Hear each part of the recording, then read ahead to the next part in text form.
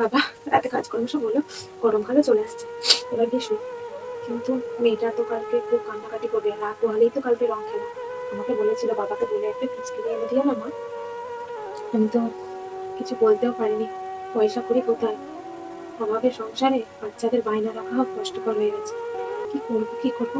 হ্যাঁ, এক কাজ করি, বোতল দিয়ে তো হবে, বোতলটা সেফটিপিন দিয়ে ফুটো করবো। সেফটিপিনে তো হবে না, পেরেক দিয়ে ফুটো করে ওর মধ্যে পুরোকে সুন্দর, খুব খুশি হয়।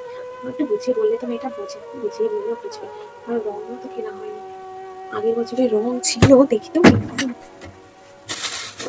এই রং আছে, কলকাতা থেকে তো দেখতে আছে। হ্যাঁ, একটু একটু করে নেবে, বলবো এগুলো নিয়ে খেলো, আর একসাথে খেলতে গেলে অনেক বন্ধু থাকবে, সবার সাথে মিলেমিশে খেলবে। বাচ্চা মানুষ কত রং লাগবে, আমরা তো গরিব মানুষ, বড় লোকের মতো তো রং পিচকারি কি করে বাচ্চা মানুষকে কিনে দেবো, শুধু খেতে খেতেই আমাদের টাকা খরচ হয়ে যায়। ভগবান একটু মুখ তুলে দেখো, মেয়েটার ইচ্ছে করে যেন সব পূরণ করতে পারি সামান্য হলে।